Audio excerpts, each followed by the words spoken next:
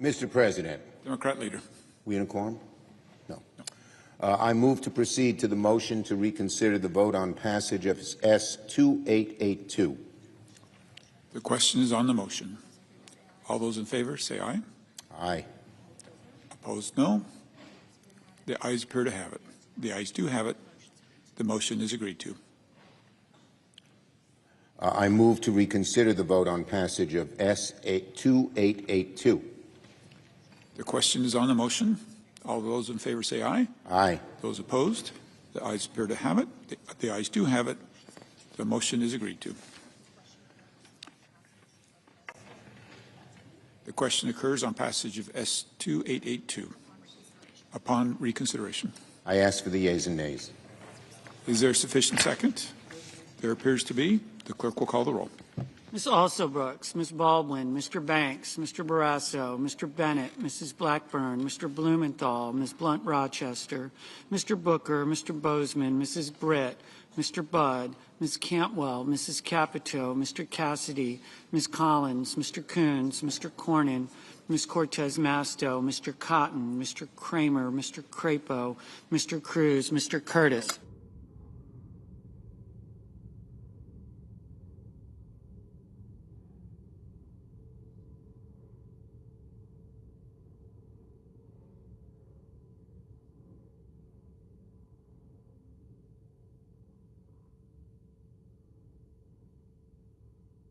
Mr. Daines.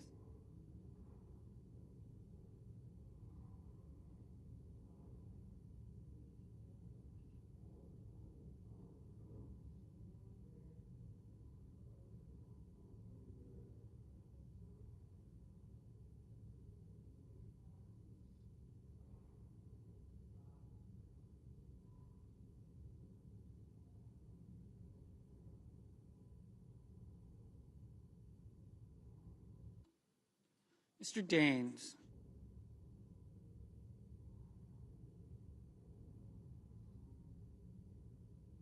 Ms. Duckworth. Mr. Durbin. Ms. Ernst.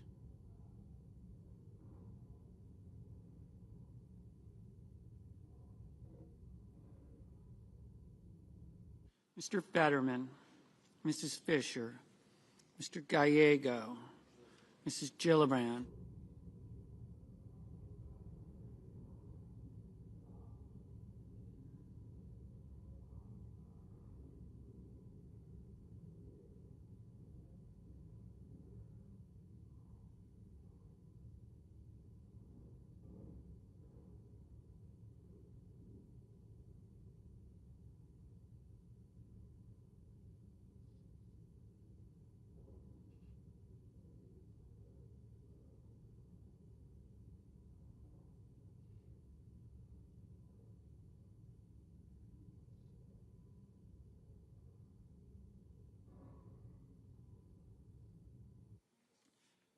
Mr. Graham, Mr. Grassley, Mr. Haggerty, Ms. Hassan, Mr. Hawley, Mr. Heinrich, Mr. Hickenlooper, Mr. Rono.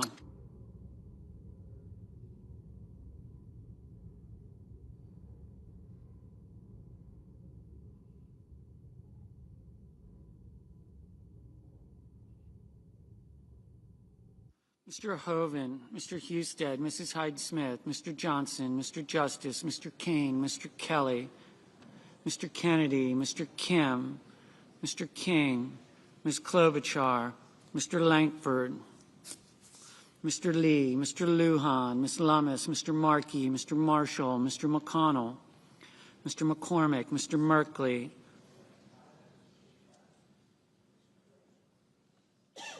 Mrs. Moody, Mr. Moran, Mr. Moreno, Mr. Mullen, Ms. Murkowski, Mr. Murphy, Mrs. Murray, Mr. Ossoff, Mr. Padilla, Mr. Paul, Mr. Peters, Mr. Reed, Mr. Ricketts, Mr. Risch,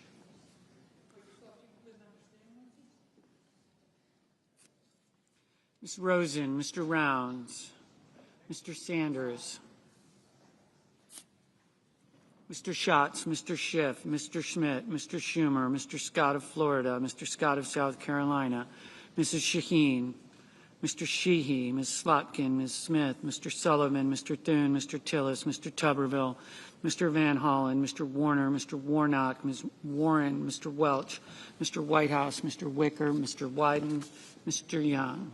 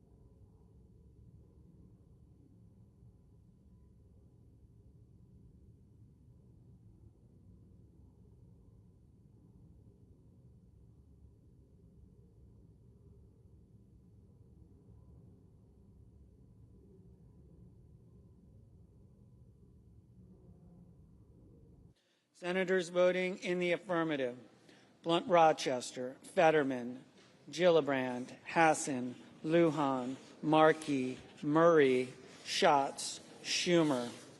Senators voting in the negative: Capito, Curtis, Fisher, Graham, Johnson, Kennedy, Lee, Marshall, Hall, Scott of South Carolina, Thune.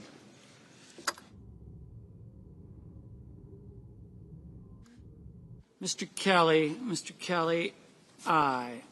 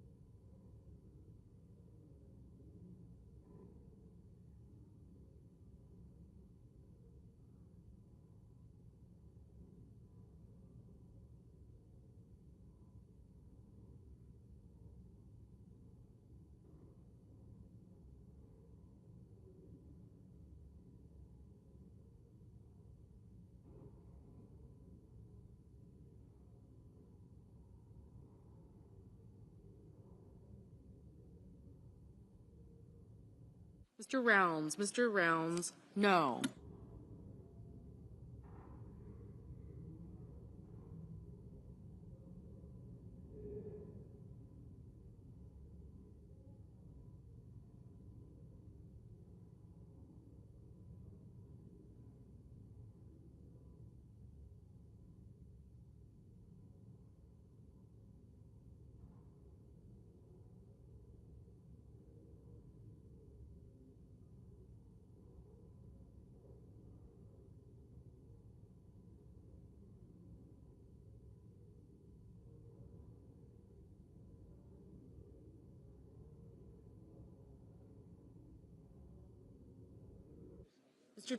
Mr. Tillis, no. Mr. Marino, no.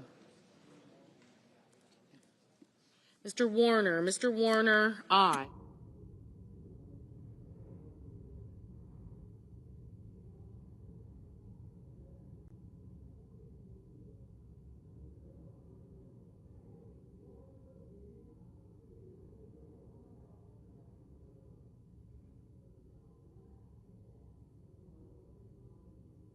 Ms. Cortez Masto, aye. Ms. Lummis, no.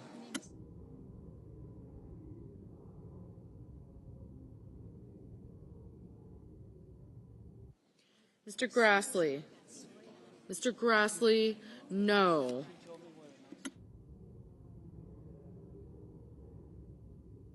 Mr. Kane, aye.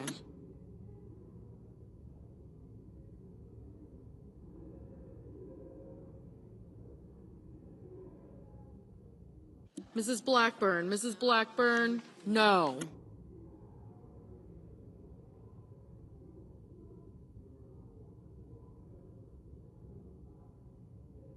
Mr. Cassidy, no.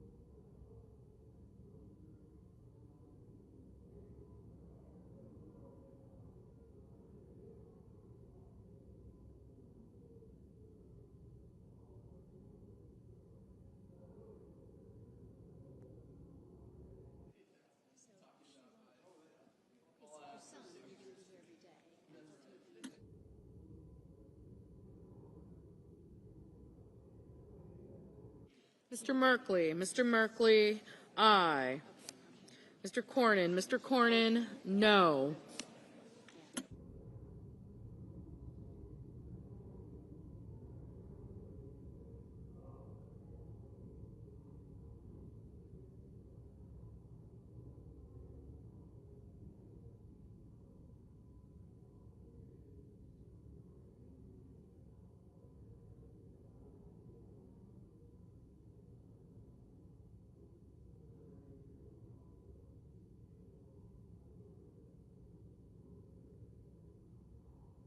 Mrs. Shaheen, aye.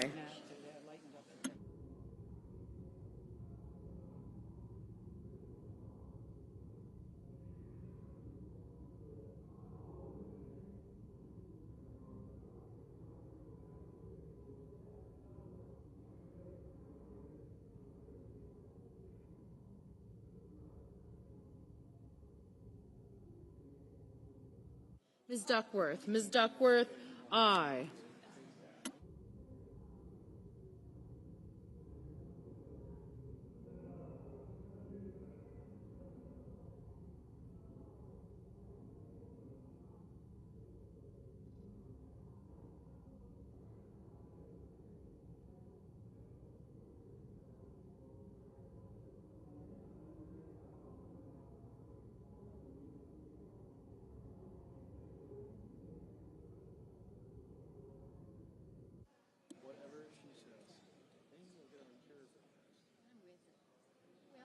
Mr. Ossoff. Mr. Ossoff, aye.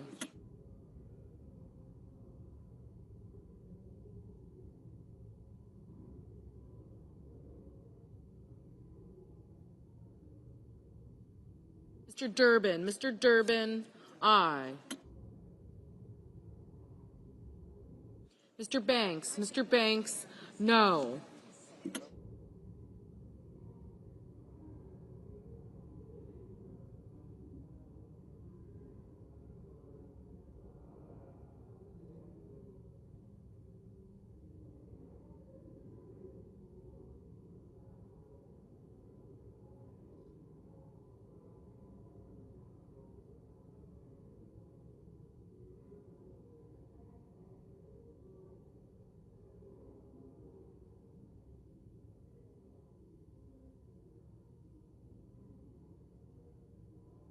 Mr. Kim. Mr. Kim, aye.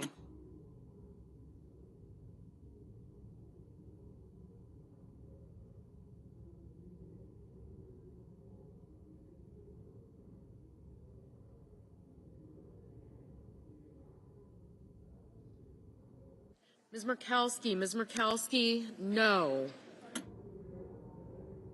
Mr. Sanders. Mr. Sanders, aye.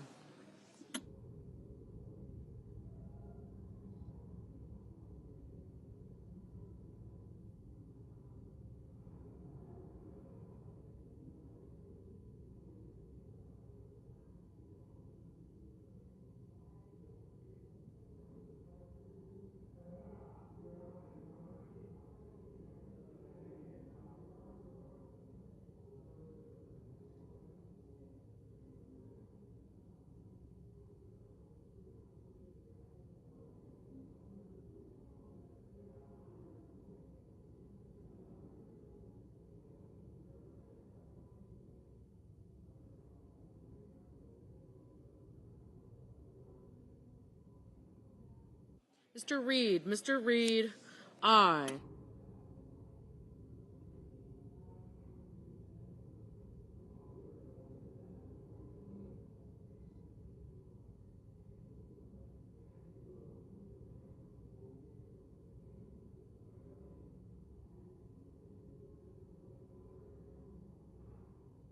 Mr. King. Mr. King, aye.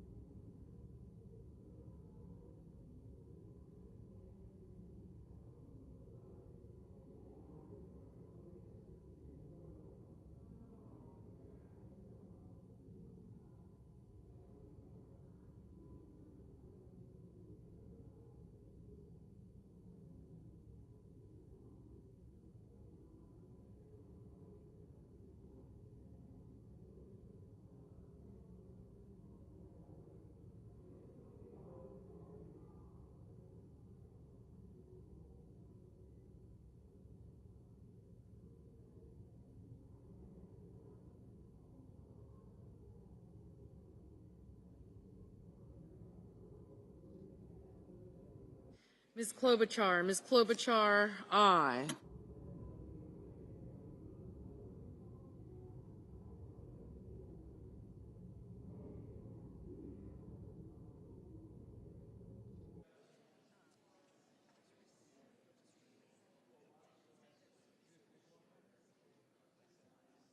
Mr. Husted. Mr. Husted, no. Mr. Schmidt.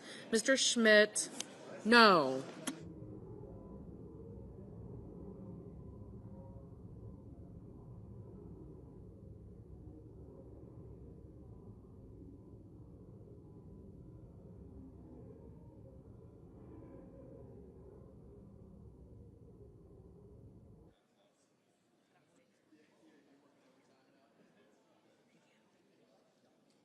Ms. Ernst. Ms. Ernst, no. Mr. Langford. Mr. Langford, no. Mrs. Hyde-Smith. Mrs. Hyde-Smith, no.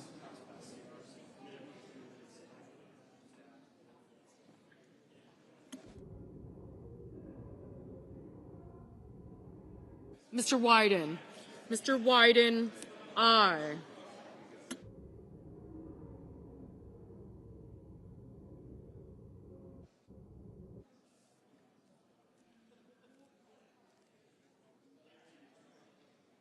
Mr. Bennett. Mr. Bennett. Aye. Mr. Kramer. Mr. Kramer. No.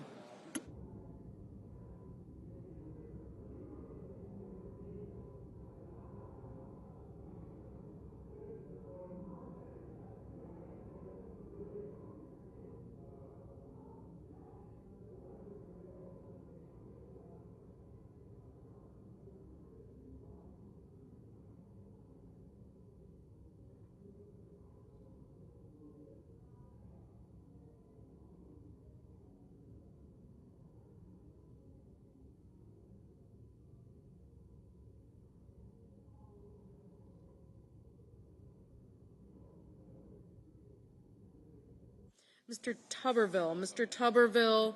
No.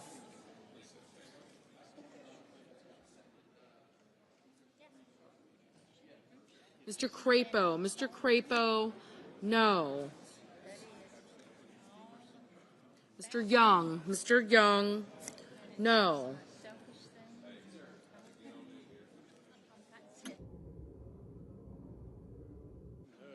Mr. Justice. Mr. Justice. No.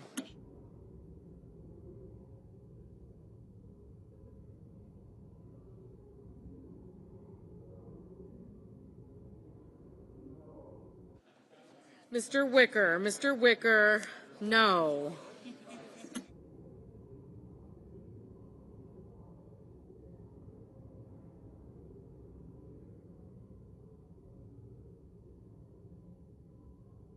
Mr. Blumenthal. Mr. Blumenthal. Aye.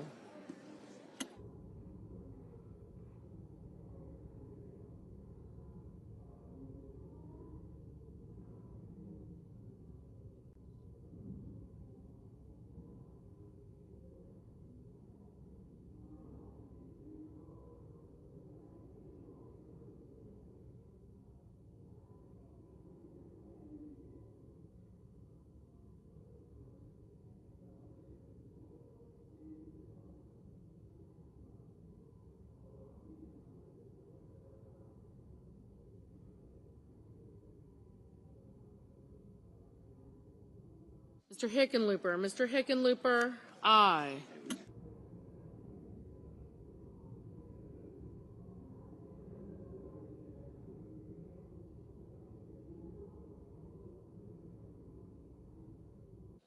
Mr. Scott. Mr. Scott of Florida. No.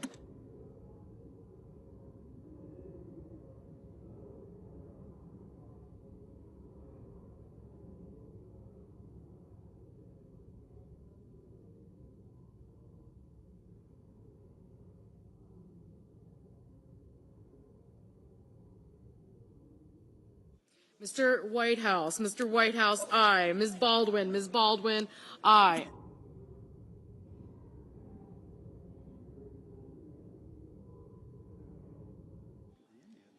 Mr. Murphy. Mr. Murphy. Aye. Mr. Moran. Mr. Moran. No.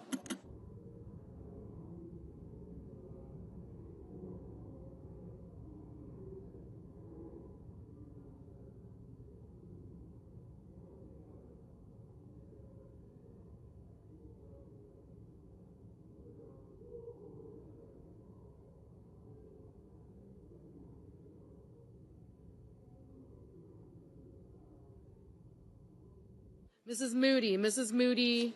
No.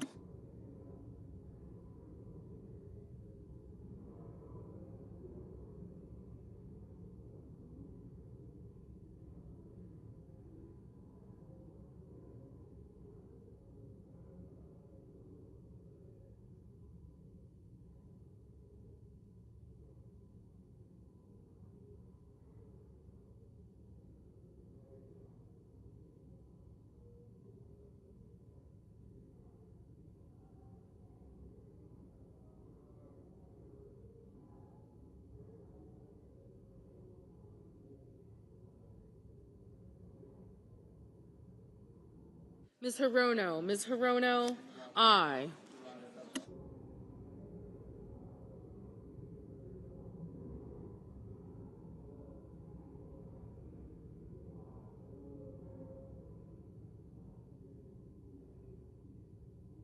Mr. Heinrich. Mr. Heinrich, aye.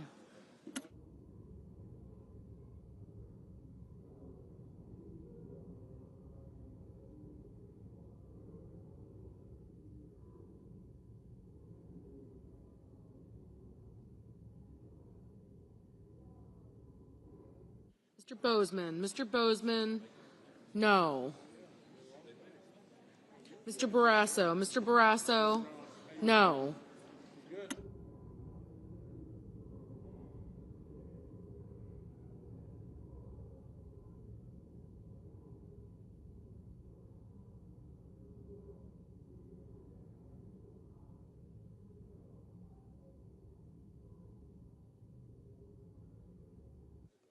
Ms. Collins. Ms. Collins, no. Ms. Smith. Ms. Smith, aye. Mr. Van Hollen. Mr. Van Hollen, aye. Mr. Cotton. Mr. Cotton, no.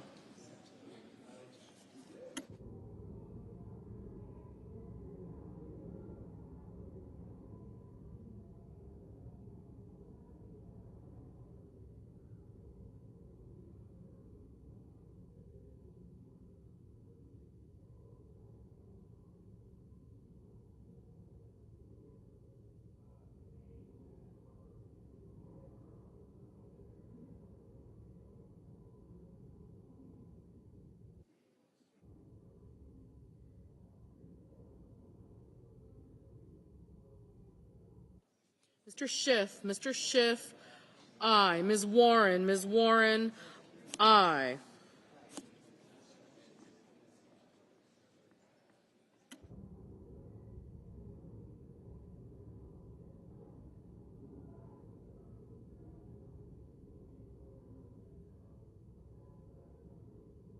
Mr. Deans. Mr. Deans, no.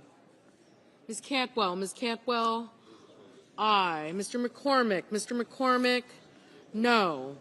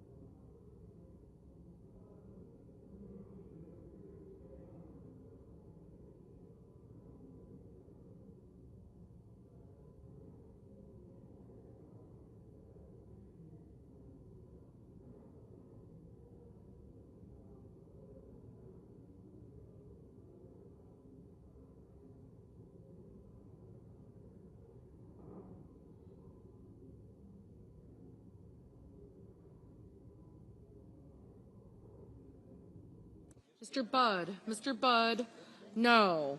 Mr. Mullen. Mr. Mullen, no. Mr. Peters. Mr. Peters, aye.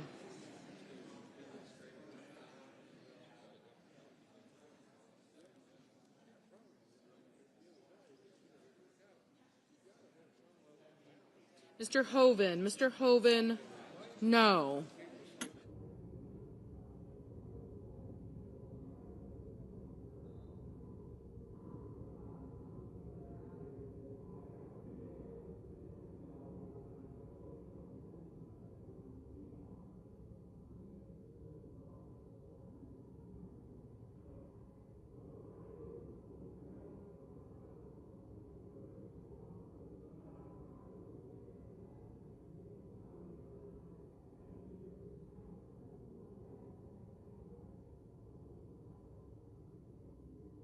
Mr. Risch. Mr. Risch, no.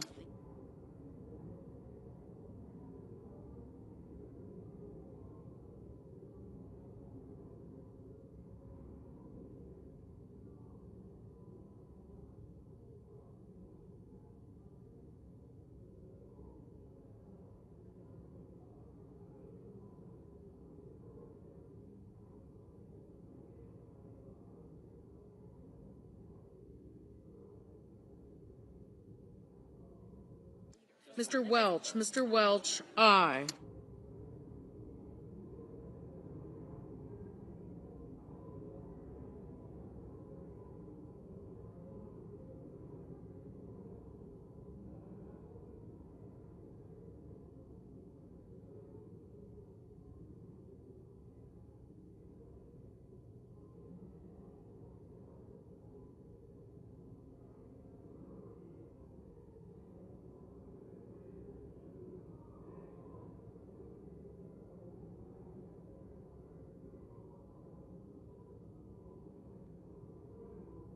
Ms. Britt. Mrs. Britt, no.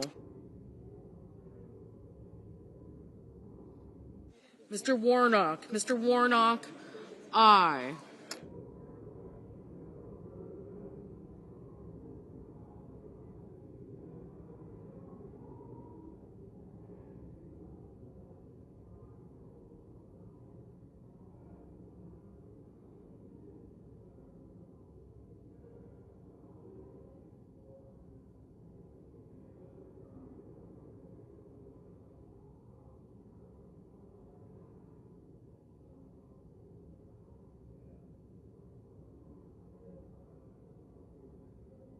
Ms. Also Brooks. Ms. Also Brooks, aye.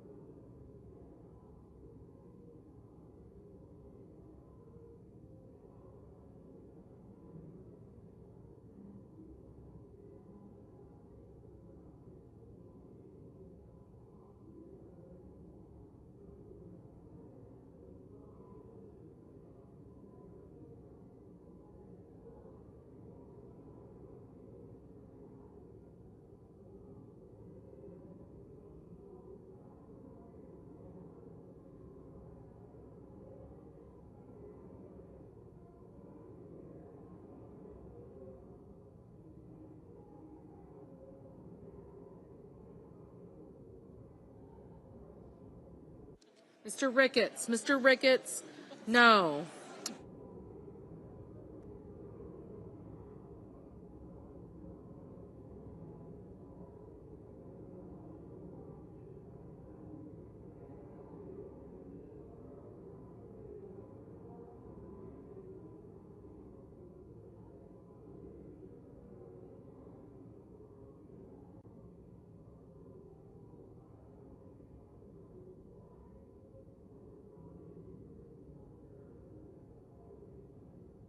Mr. Coons. Mr. Coons, aye.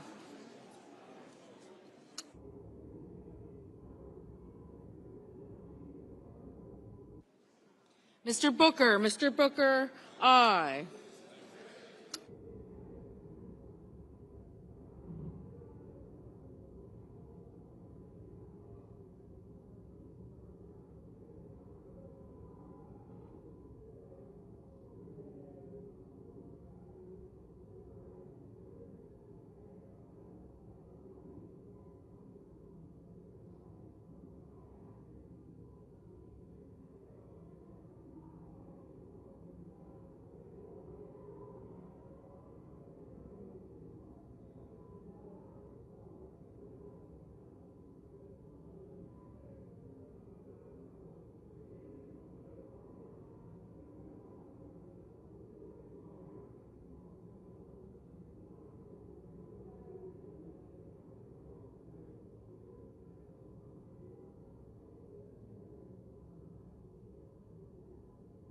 Mr. Hawley. Mr. Hawley, no. Mr. McConnell.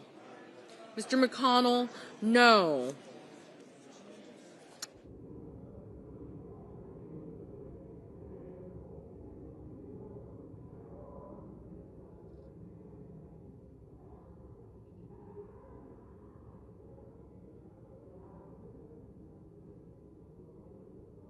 Ms. Rosen, aye. Mr. Gallego, aye. Ms. Slotkin, aye.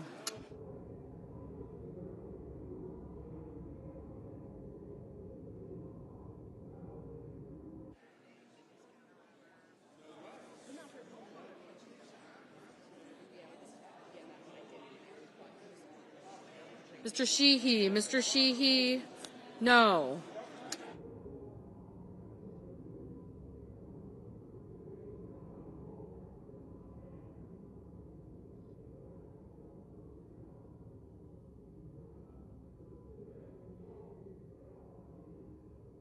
Mr. Haggerty, no. Mr. Sullivan, no.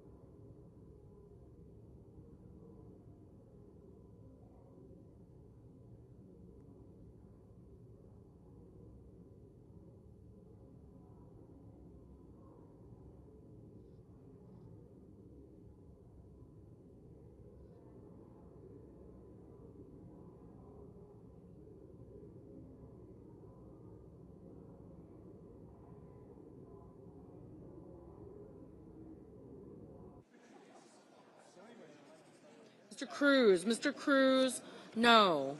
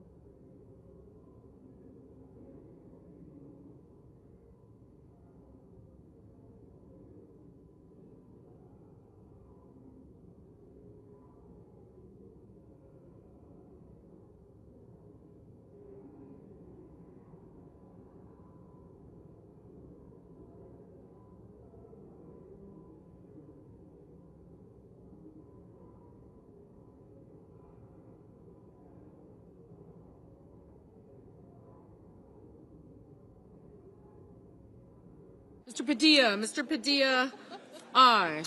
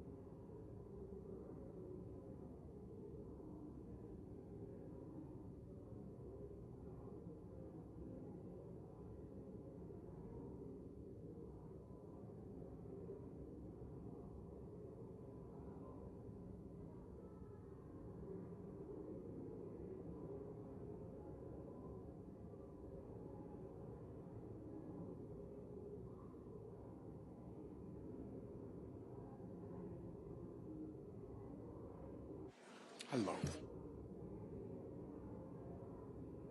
Vote. On this vote, the ayes are 47, the nays are 53. The 60-vote threshold having not been achieved, The bill upon reconsideration is not passed.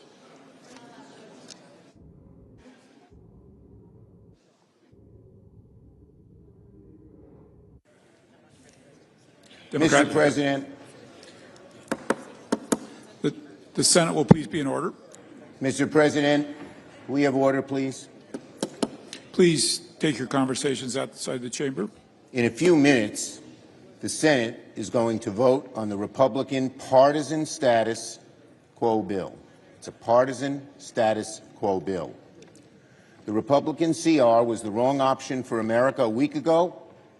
It remains the wrong option today because it does nothing, absolutely nothing, to solve the biggest health care crisis in America.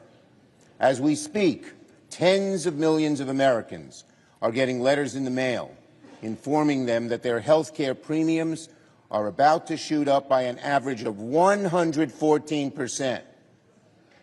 For a working-class family that needs health care, this is a huge increase. It's going to dramatically hurt them. And our Republican colleagues want to do nothing about it. 4 million people are about to lose coverage. 24 million people will see their health care costs go up. And even if you don't have ACA, the insurers are going to raise rates on you because they're getting so much less money because of all the cuts my colleagues made. This is a crisis. Now, I know the leader is going to show a poll that says that Democrats will be blamed for the shutdown. There are many more polls that show Republicans are blamed. The question in that poll is biased. Biased. In the New York Times, but it's biased. If you turn the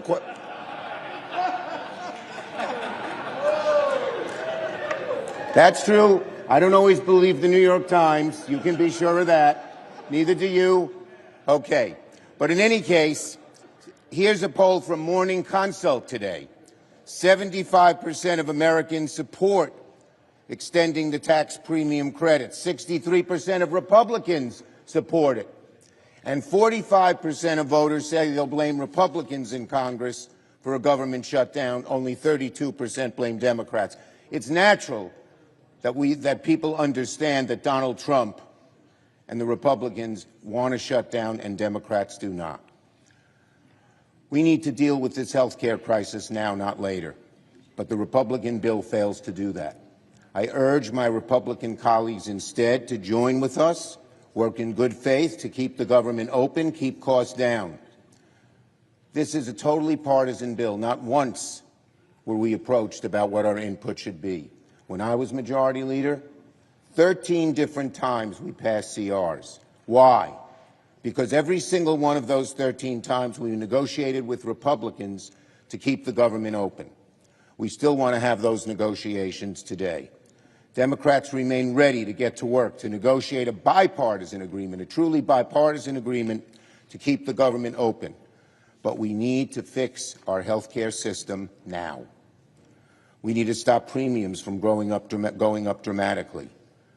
We need to be on the side of the American people because they are on our side in terms of getting this health care crisis fixed, one created by the so-called big, beautiful bill, which they now want to change the name because they know it's so unpopular. In fact, Republican leaders are saying don't talk about health care because they know that we are on their side and the Republicans are not. The issue can't wait. It must be dealt with now, not in November when it'll be too late. The Republican CR is silent on health care and the wrong option for the country. It's as simple as that. Yield the floor. Majority Leader. Mr. President, we're down to the wire here. In just a moment, the Senate will vote on whether or not to keep the government open. Right here, 24 pages. Not partisan, not complicated, simple, straightforward, clean, nonpartisan, short term, till November the 21st so we can finish the appropriations process. Something I might add that never happened when the Democrats were in the majority. Last year, we never considered an appropriations bill on the floor, even though 11 of them were reported out of the Appropriations Committee. Not a single one on the floor. We want to fund the government to give our appropriators, Democrat and Republican, a chance to work on bills that have been coming out of the Appropriations Committee with big bipartisan margins. Pretty novel concept, right? Well, in just a moment, we're going to vote on whether to keep the government open. And all indications are the Democrats are going to reject the clean, nonpartisan funding extension here before us and choose to shut the government down. Now, Mr. President, my friend, the Democrat leader, and a number of other Democrats have spoken at length on many occasions about the pain that government shutdowns cause Americans. And since he mentioned it, I will show this poll. My handy. This is a poll right here, the New York Times. Oh, by the way, this morning the Democrat leader used one of my other charts. Thank you for doing that. It makes my point. I'm guessing he may be, you want to use this one? Maybe not. But this one is New York Times. And basically the question on views on whether Democrats should or should not shut down the government if their demands are not met. 65% should not, 27% should. Now, granted, I mean, I don't think the issue here is who gets the blame, who gets the political blame. That's not what this should be about. This issue, honestly, folks, is about the American people. A lot of Democrats, a lot of Republicans, a lot of independents want us to keep the government open. So why are the Democrats doing this? As was mentioned 13 times when they had the majority, we did short-term continuing resolutions. Republicans delivered, voted with Democrats to fund the government. Well, I know why we're doing this, Mr. President. The Democrats' far-left base said jump. And Democrat leaders said how high. But the far-left's determination to oppose anything President Trump has ever said or done is not a good reason for subjecting the American people to the pain of a government shutdown. So I would say to my Democrat colleagues who still care more about their constituents than the dictates of far-left interest groups, think about what you're doing.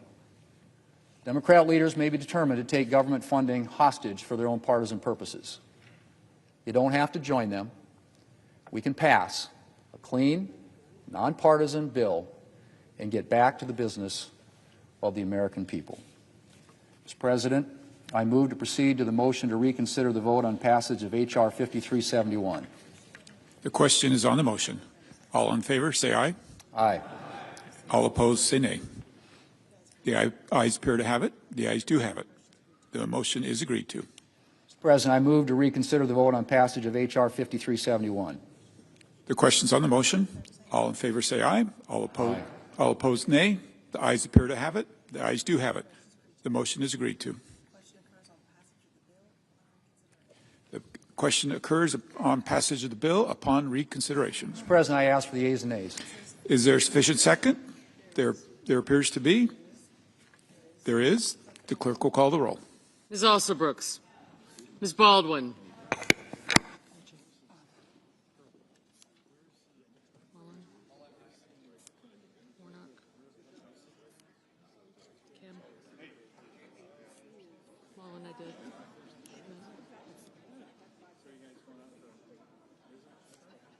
Mr. Banks.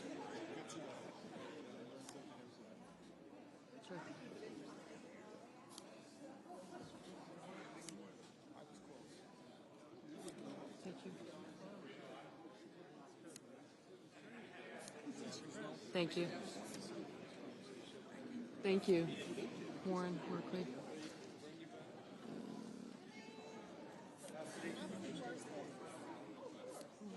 Smith.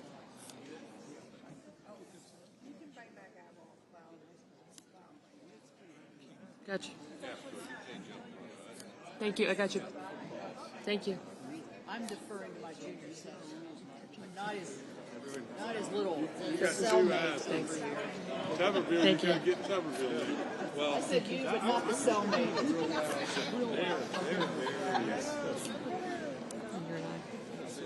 I did. Thank you. Peters. Thank you. Young. Kramer. Thank you. Thank you. Mr. Barrasso.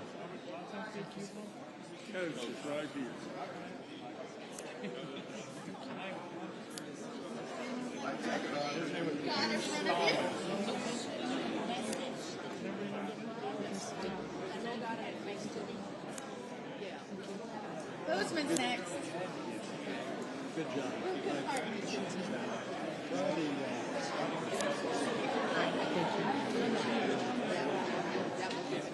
Mr. Bennett, Mrs. Blackburn, Mr. Blumenthal, Ms. Blunt Rochester, Mr. Booker,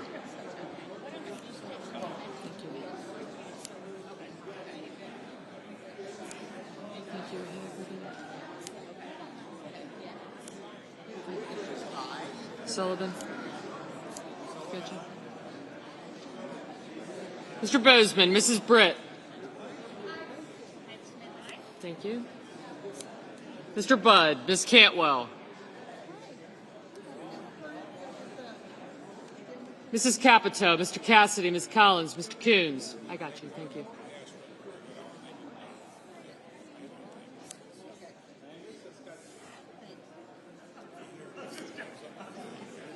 Mr. Cornyn, Ms. Cortez Masto, Mr. Cotton, Mr. Kramer, Mr. Crapo, Mr. Cruz, Mr. Curtis, Mr. Daines, Ms. Duckworth, Mr. Durbin, Ms. Ernst,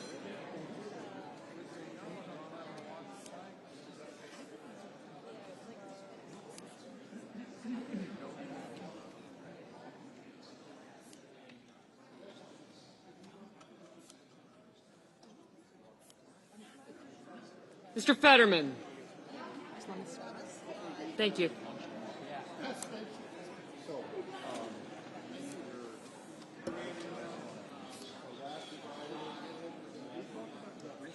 Thank you. Mrs. Fisher. Mr. Gallego. Mrs. Gillibrand. Mr. Graham. Mr. Grassley. Mr. Haggerty, Ms. Hassan. Mr. Hawley, Mr. Heinrich. Mr. Hickenlooper, Ms. Hirono. Mr. Hoven. Mr. Husted, Mrs. Hyde-Smith, Mr. Johnson, Mr. Justice, Mr. Kane, Mr. Kelly, Mr. Kennedy, Mr. Kim, Mr. King, Ms. Klobuchar, Mr. Langford, Mr. Lee. Thank you. Mr. Lujan, Ms. Lummis, Mr. Markey, Mr. Marshall, Mr. McConnell, Mr. McCormick, Mr. Merkley, Mrs. Moody, Mr. Moran, Mr. Marino, Mr. Mullen, Ms. Murkowski,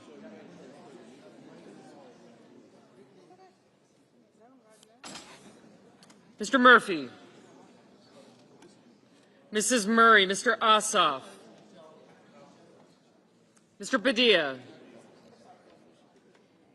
Mr. Paul,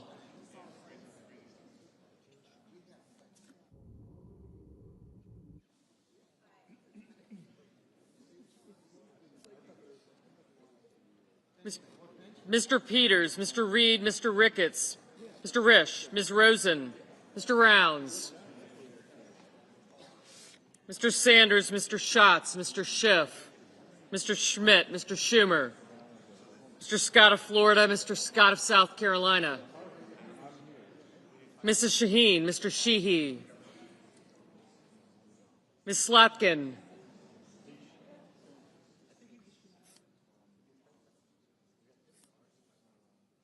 Ms. Smith, Mr. Sullivan, Mr. Thune, Mr. Tillis, Mr. Tuberville, Mr. Van Hollen, Mr. Warner, Mr. Warnock, Ms. Warren, Mr. Welch, Mr. Whitehouse, Mr. Wicker, Mr. Wyden, Mr. Young.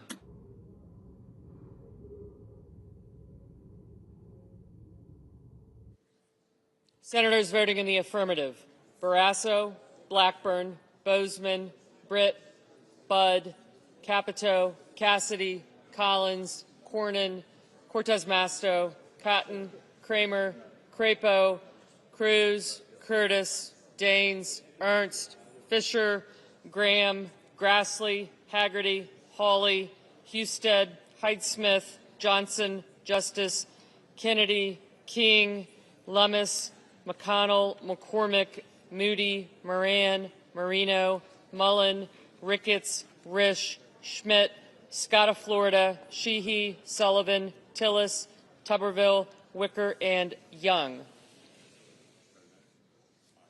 Mr. Langford, aye.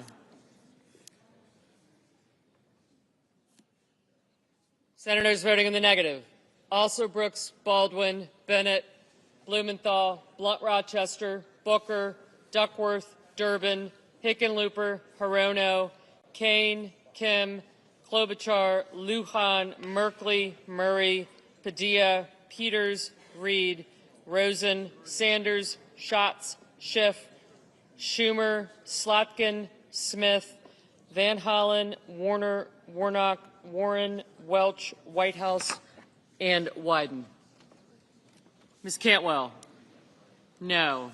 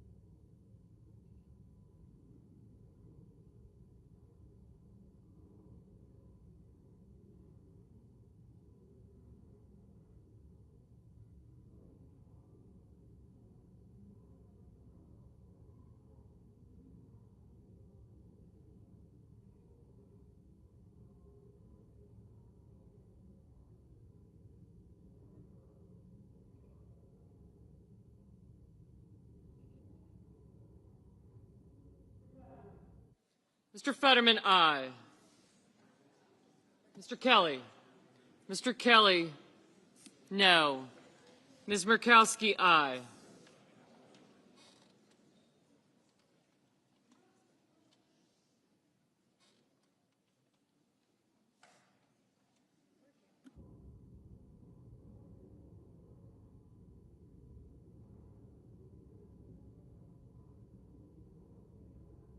Mr. Ossoff, no. Mr. Banks, aye.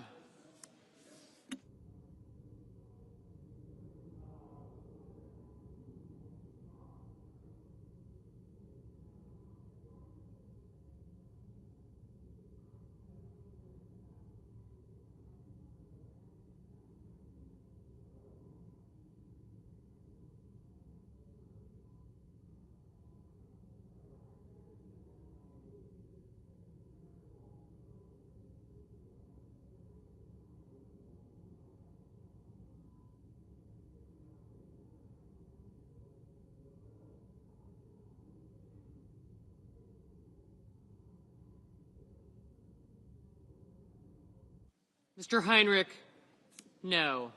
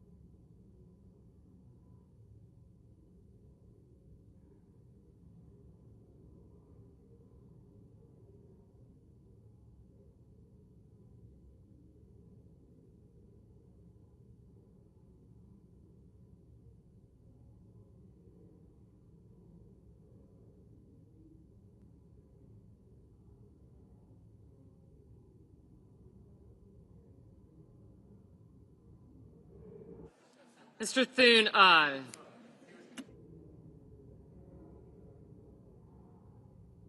Mr. Hoven, aye.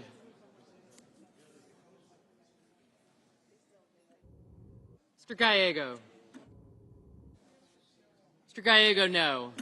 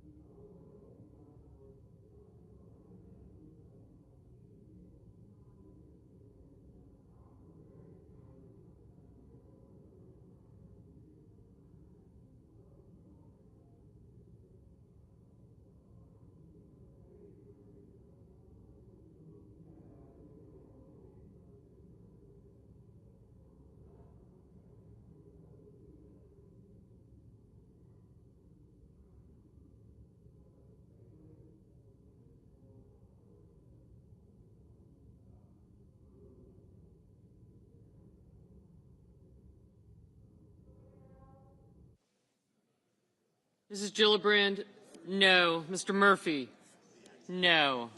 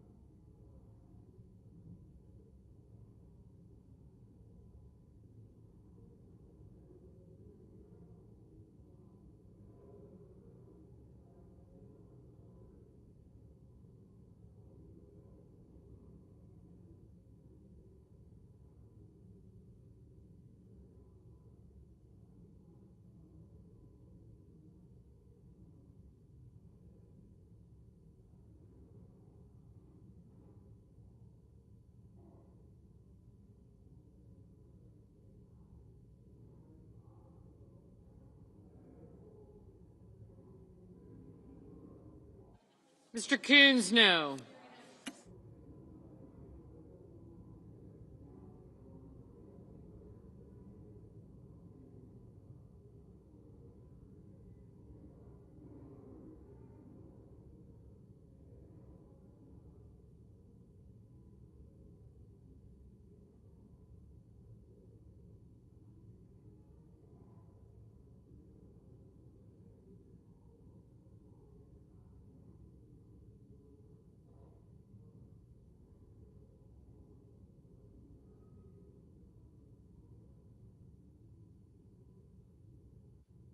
Ms. Hassan, no.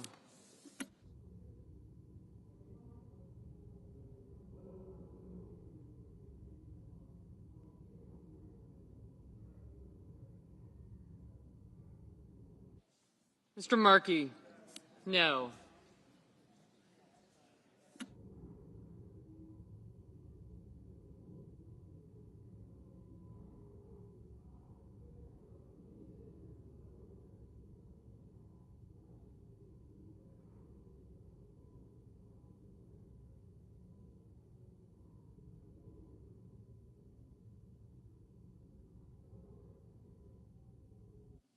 Mr. Lee, aye.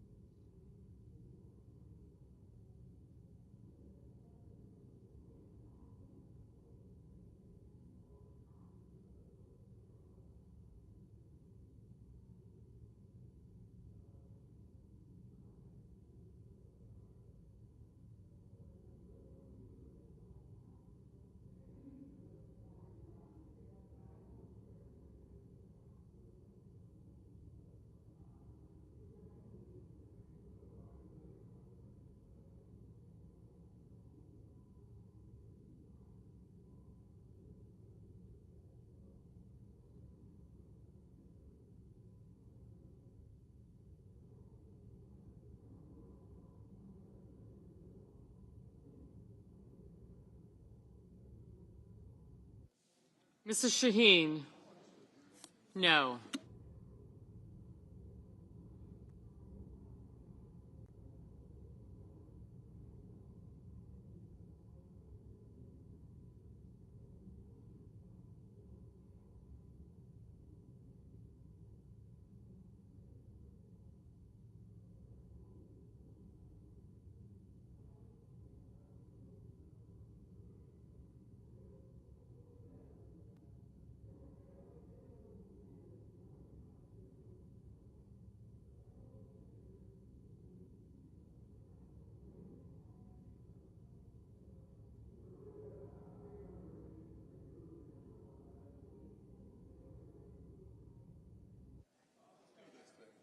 Mr. Marshall, aye. Mr. Scott of South Carolina, aye.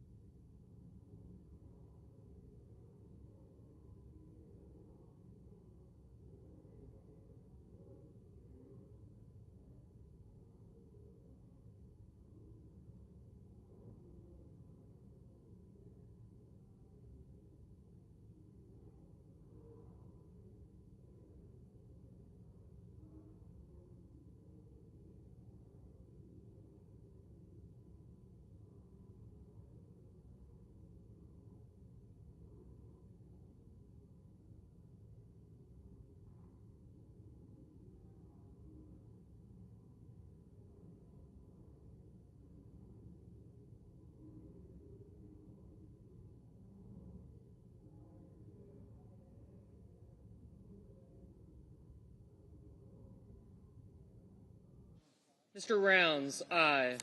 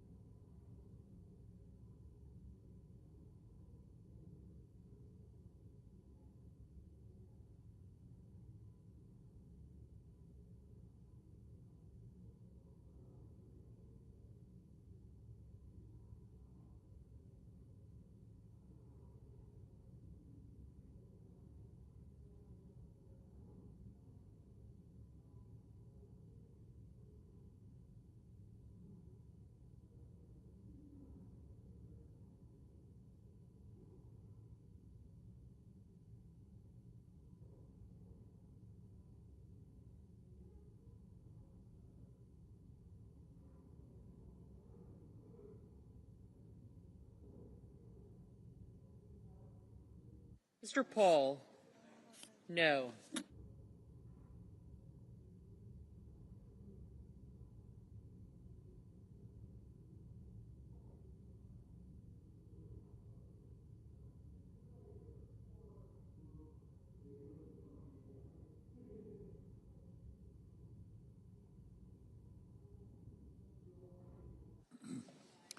On this vote, the yeas are 55 and the nays are 45. The 60-vote threshold having not been achieved, the bill upon reconsideration is not passed.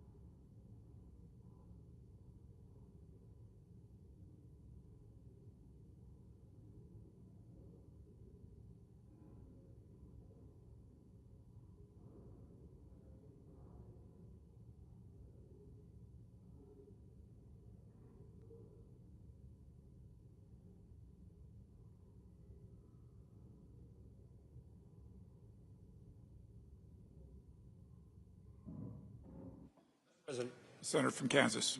Mr. President, thank you. We just, for a second time, failed to pass a continuing resolution to allow the federal government to continue to operate. It's because we are coming to the end of the fiscal year. The appropriation bills have not all been approved, although almost all of them have been approved and approved by the Senate Committee on Appropriations, and several of them have been passed here in the United States Senate. This makes no sense to me. This is not a shutdown that makes any sense at all, and the American people, Kansans, deserve something different from the United States Senate. Every city council or commission, every school board, every local government office in my state passes a budget and then lives within that budget every year. Every local unit of government at home can figure this out, and the United States Senate is failing one more time.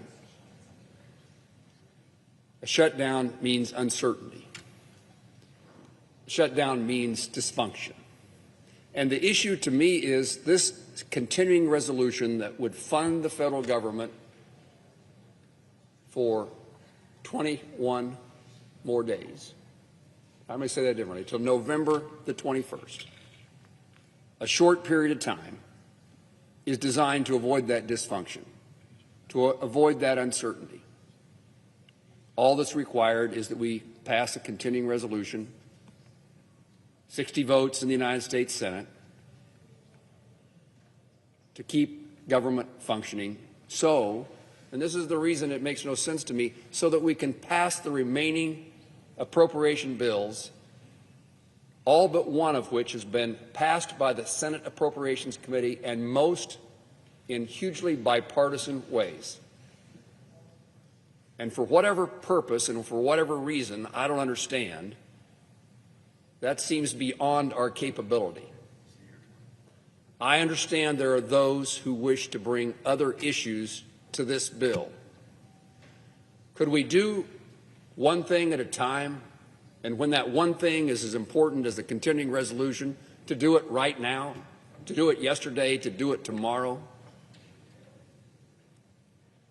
We can't pass a continuing resolution because there are those who want to bring other issues into the bill. Could those other issues not be considered at a later time? Seems to me that passing appropriation bills, the federal government functioning, is one of the primary necessities and responsibilities of the United States Senate, of the Congress of the United States. This is simple and straightforward. Give us a few more weeks to process the remaining appropriation bills. Government continues to function while we do so. A continuing resolution, particularly long-term, is a crazy thing because it says we're going to fund the federal government at the same level in the same way that we did last year. And if it's multiple years of continuing resolutions, the same way we funded government the year before that. Does anyone believe that the priorities of this country are identical to last year? Does anybody believe that they're identical to 2 years ago? Aren't there things that deserve more money, higher priority? Aren't there things that deserve no money? Aren't there things that deserve less money or maybe even the same? A long-term continuing resolution is a crazy idea, and the short-term resolution of a CR that we're dealing with right now is an unnecessary idea. It's unnecessary because we can pass the appropriation bills and avoid a long-term CR, and we just need the time to do it. So a short-term continuing resolution, do it, take up the appropriation bills, as this majority leader has promised to do, and this majority leader has demonstrated he's willing to do it. It's a pretty straightforward solution to me. Give us a little more time, a few more weeks. Immediately begin the consideration of the appropriation bills that have been reported by the Senate Committee on Appropriations. And at the end of that period of time, we don't need a continuing resolution. We will have done our task. I yield the floor. Senator from Hawaii. Mr. President, I thank the senator from Kansas, and at the risk of getting him into political trouble, I am a huge fan of his. But I want to address the question that he asked, which I think is a legitimate one, which is, what's the hurry on the Affordable Care Act premiums? And there's a really straightforward answer, which is that people are getting letters tomorrow from their insurance carriers. Around 24 million people are going to get letters anytime from now until mid-November. And they are going to pay. Now, 24 million Americans are going to be told that because of the last tax bill that was just enacted by Trump and the Republicans, that people are going to be paying an average of 114% more per person per month. So it's not like we just went into a lab and cooked up an issue to try to hijack some unrelated moving legislative vehicle. The reason for this is that 24 million Americans are specifically on the ACA exchange, and they're absolutely going to get hosed. And because we're all in the same risk pool, it's not just people on the ACA exchange that are going to see massive increases in their health care premiums. Almost every American is about to see a spike in their health care premiums, just like they've seen electricity rates going up at double the rate of inflation, just like they've seen the price of vegetables go up by 39%, just like they've seen shortages of lumber and labor. We have an opportunity to do something because our Republican colleagues, at least some of them, understand the magnitude of this problem for their constituents.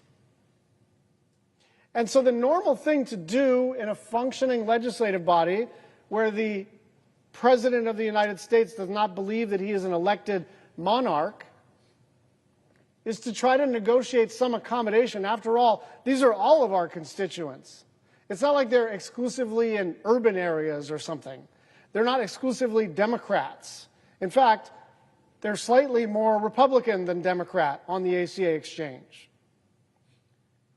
And so if this were a normal, functioning time in American-style democracy, the President of the United States would convene what they call the four corners: majority and minority leader of the Senate, Speaker and minority leader of the House, and we'd try to figure out whether there was an accommodation to be made to save our collective constituents from all this pain.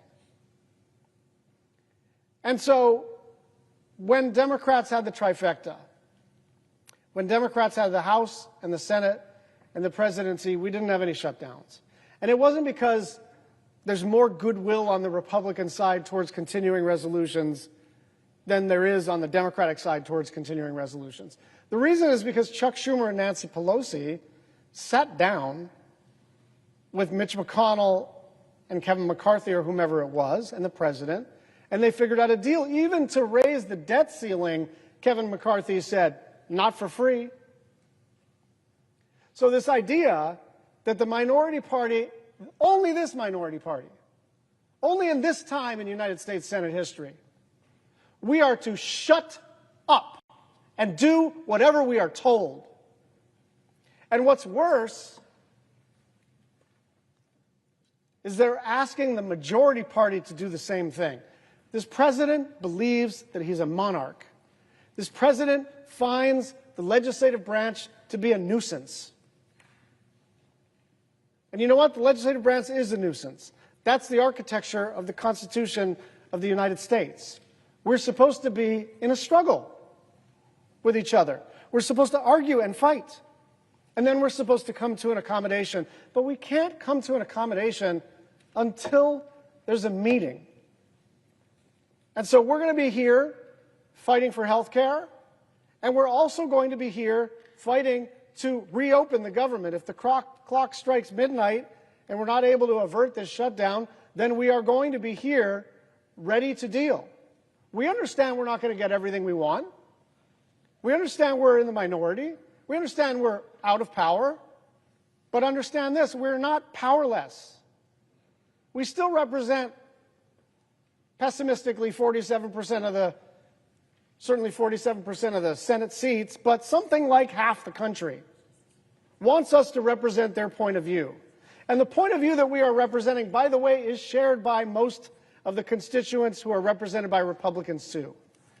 And so there is still a pathway, but it has to be pursued. And so the onus is on the President of the United States and the Majority Leader and the Speaker to find that pathway. I yield the floor.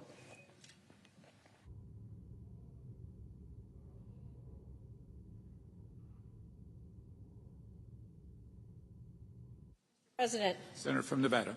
Thank you, Mr. President. We're just a few hours away from the start of a government shutdown that could have been prevented by Washington Republicans just talking to us. But Donald Trump and Washington Republicans chose to once again put politics ahead of the American people.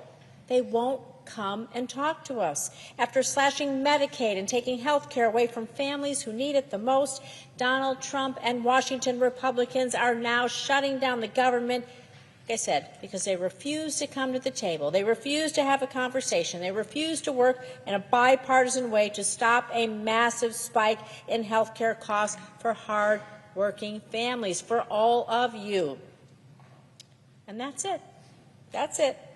This is why Trump's about to shut down the entire federal government. You know, my dad often said, if you don't have your health, you don't have anything. And it's clear that Donald Trump and Washington Republicans want you to have nothing. Nothing.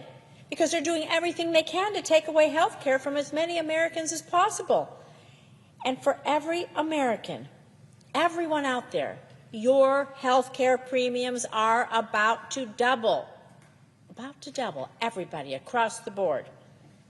So while Republicans, those folks here in Washington, fight for billionaires, Democrats are here fighting for you, for your health care, for your ability to see a doctor, get your prescriptions without breaking the bank. In my state of Nevada, over 110,000 Nevadans get their health care coverage through the Affordable Care Act's marketplace. We know it as Nevada Health Link. Nearly 95,000 of those families are able to afford their premiums using Nevada Health Link, thanks to what we call the enhanced premium tax credits. So I want to be clear, because there's a lot of misunderstanding here. It's not a handout. It isn't welfare. It's just a tax break that helps lower the costs for nearly 95,000 Nevadans so they can afford to buy an insurance policy, so they can go to the doctor when they're sick and have a copay, and go to the pharmacy to get their medication for a copay, so they can just afford their insurance. And we're talking about hardworking families, small business owners, workers who don't get health care through their jobs, so many of them. And these enhanced tax credits, they're about to expire. They're about to expire this year. And if Congress fails to act, health care costs across the board will double for everyone. Everyone. So when premium costs go up, many families won't be able to afford it any longer, meaning they'll lose their care. And the ones who can afford it, their deductible is going to be so high, they're never going to meet it, and they're still going to be paying out of pocket in ways they can't afford. You know, more than 38,000 people in my state alone, well, they're going to probably lose their coverage right away, all because Washington Republicans just refuse to extend this tax credit, allowing them to purchase their own insurance.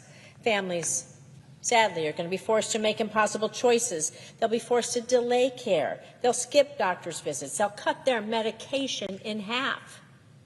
Cut those pills, give them half a shot of insulin to make ends meet. And these choices are real. They're real for these families, and sometimes they have tragic consequences. And since the beginning of this year, Democrats have been trying to work in good faith with Washington Republicans to extend these ACA enhanced premium tax credits and protect Americans' health care coverage. We've even introduced bills to extend the tax credits. We've tried to pass them right here on the floor, and at every turn, Washington Republicans have refused. They've refused to hear your voice, refused to listen to you. My phone is ringing off the hook about people scared to death about losing their health insurance. And earlier today, when given an opportunity to keep the government open and extend the credits, every Republican voted no. Instead of working with Democrats to keep health care affordable, Washington Republicans are holding the government and the American people's health hostage to score political points. So I'm going to be clear here. We will not be bullied by Donald Trump, and we will not be bullied by Washington Republicans into sacrificing your health care, the health care of American families, of our children, of our seniors, of our friends and neighbors. Not now, not ever. Trump can't bully us into taking away your health care. Nevadans sent me here to fight for them, not to cave and let Washington Republicans and Donald Trump take away your ability to go to the doctor and get your medication. Everyone should have access to affordable, quality care. Health care is not a bargaining chip. It's not a political weapon. It's a lifeline. And Washington Republicans have the power. They have the power to prevent this shutdown today. Just come and talk with us. So I urge them to do their jobs. Come to the table, have a discussion, have a negotiation, extend the ACA premium tax credits, put people over politics. The time is now. Thank you. I yield the floor.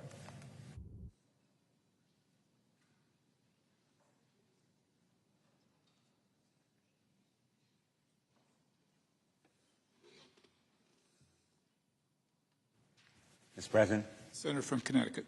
Thank you, Mr. President. My thoughts tonight are with the millions of Americans who will bear the brunt of this shutdown. The families in the path of hurricanes who will go without the services of FEMA, the veterans who will lack many of the helping hands in the VA, the recipients of Social Security who will be unable to verify their cards or perhaps receive payments that they've been denied, and others, millions of others of Americans who unnecessarily will be hurt, perhaps people who depend on the social safety net that we have established and may be torn by this shutdown. And I'm thinking about the millions of Americans, about 24 million in total, 139,000 in Connecticut alone, who will be notified that they can buy health insurance as a result of open enrollment. But what they lack in information is whether or not that health insurance will be affordable, because they have no way of knowing whether it will extend beyond the end of the year, those subsidies that are so essential to their affording health care. And our Republican colleagues, we just heard the senator from Kansas say there's no hurry. Well, Americans can't get sick on Donald Trump's timetable. When people are told there's no hurry if you get sick for medical care, that sounds cruel because it is cruel and it's stupid. People who go without health insurance may lack the health care that can save costs of preventing more serious illness. And those costs eventually are borne by all of us. So this misguided denial of the certainty people need that health care insurance subsidies will be extended beyond the end of the year really affects all of us. Premiums are rising already for all of us by 18% this year alone, because the healthiest people are deciding they're not going to buy health insurance, and insurance companies are predicting they'll have to increase their costs to cover the sicker people who will buy the health insurance because they need it. But the simple fact is, nobody is invincible. All of us need health care. And the Affordable Care Act recognizes that health care in America aspirationally should be a human right. And our failure to provide it to those millions of Americans who will find health care insurance unaffordable is unacceptable. And that's why we are taking this stand, and why America can't wait for Donald Trump to tell them that they are sick enough now to be given this subsidy which they deserve. I'm here to urge my Republican colleagues to stop rolling over for Donald Trump. Their constituents, as well as ours, are affected by this delay in providing affordable health insurance. For months, we have been calling attention to the need to act now. And this shutdown was avoidable. The path to stopping it was available, and shortening it, assuming it will occur, is still a possibility. If we come together, if Republicans are willing to negotiate, if they come back to town, House Republicans are out of town. They are out of touch with reality. And the way forward is simply bipartisan negotiations, coming together, reaching a solution, as is the way shutdowns have been avoided in the past. The fact is that Donald Trump's so-called big, beautiful bill, actually a big, blatant betrayal, along with inaction and avoidance by Republicans, are already wreaking havoc on Americans. In Connecticut, health insurance rates for 2026 have increased by nearly 18%, the largest increase in the last 6 years. Without the subsidies, consumers with ACA coverage will see premium increases in the range of 75%. I have visited with hospitals, community health centers, physicians, and many more who have raised their deep concerns about the impending cuts in Medicaid. The budget bill Republicans passed in July is threatening also Medicaid coverage for 158,000 Connecticut residents. And anyone lucky enough to keep their coverage will see reduced benefits as the state struggles to make up the differences in lost federal revenue. Americans and our health care system simply can't afford to be nickel and dime like Republicans are forcing them to do. The ACA premium tax credits have protected millions of Americans from higher health care costs. They've reduced the number without health care insurance. They've provided robust choices for consumers and provided stability for health care providers, particularly in rural areas, and there are rural areas affected in Connecticut. And in addition to the impending cuts in Medicaid, Republicans are refusing to extend these subsidies. It is cruel, it is unnecessary, it is dumb. So I'm here to advocate for the 139,000 Connecticut residents who depend on these credits and the 24 million Americans who are making decisions about health care insurance coverage right now at their kitchen tables, in their living rooms, in their home. It should not be a partisan issue. At the end of the day, it's a choice. Do we choose a highly successful solution that has reduced health care costs for the whole nation, or do we allow the clock to run out and raise health care costs for families in every state in this country? That choice can still be made in the next 24 hours, in the next 2 days, to shorten and lessen the pain that will be felt by Americans. I choose to stand with working families. I will fight, and we are unified in our fight as a matter of conscience and conviction. We will not be bullied. Donald Trump should know that we will stand strong for working families in America.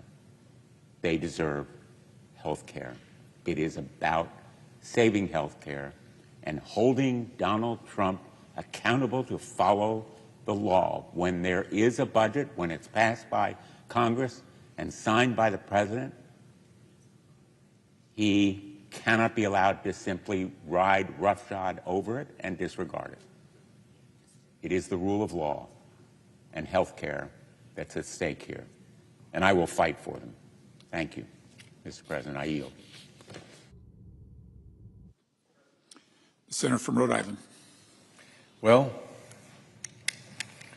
we are headed into a miserable situation. It is a miserable situation for all of the federal employees around the globe who are going to be put into shutdown mode. It is a miserable situation for our country as the rest of the world looks at us as the gang that can't get its act together and pass simple funding bills for the government. It is an extraordinarily frustrating moment to be here now. There are very few people for whom this is not a miserable prospect, but there are a few of them, and one of them is OMB Director Russell Vought, who is a strange character who has spent his life in the care and feeding of the fossil fuel industry and big polluters, and who takes a perverse joy in destroying American government from the inside. Mr. President, I see that the Majority Leader has come to the floor, asked unanimous consent that when he is concluded and I pick my remarks back up, my remarks be linked back together as if they had been made without interruption. Without objection. With that, I yield the floor to the Leader.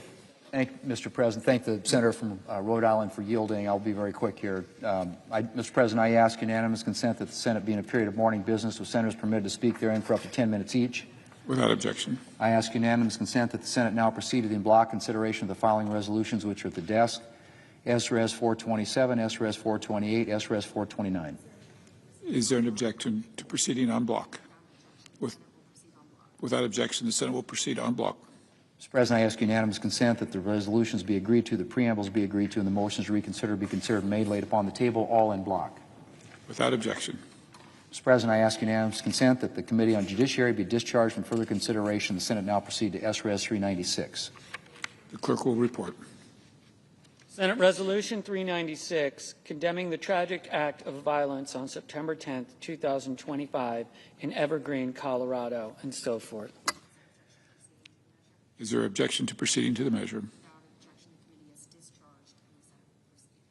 Without objection, the committee is discharged and the Senate will proceed.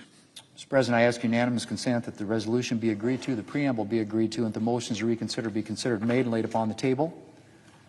Without objection. I ask unanimous consent that when the Senate completes its business today, it stand adjourned until 10 a.m. on Wednesday, October the 1st, that following the prayer and pledge, the journal proceedings be approved today at the morning hour be deemed expired, and the time for the two leaders be reserved for the use later in the day. Morning business be closed, and Senate resume consideration of calendar number 115, S2296. Without objection, so ordered. Mr. President, for the information of my colleagues, senators should expect 3 votes at 11 a.m. and further votes later in the day. If there's no further business to come before the Senate, I ask that it stand adjourned under the previous order following the remarks of my colleagues. Without objection. The senator from Rhode Island. So there will be misery ahead for most normal people, not counting the weird ones who like inflicting pain and doing damage for the benefit of a bunch of creepy right-wing billionaires who've propped them up their whole lives. And the reason we're here is really twofold. One, as they've shown during the Trump regime, Republicans really don't want to govern. They want to rule. They don't want to talk to Democrats, even where they need our votes. Here they need our votes. And yet, what have we been offered to get those votes? Nothing. Not even discussions. The president only met with the Democratic leaders just yesterday. And he didn't seem to be aware of what was at stake here for the Americans who are about to lose a huge health care benefit. They just go wildly forward. We've seen it over and over again here on the Senate floor.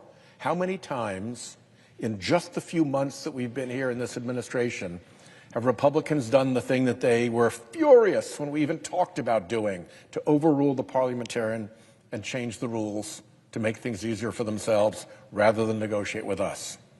My count is 4 already. 4! And we're only 9 months in.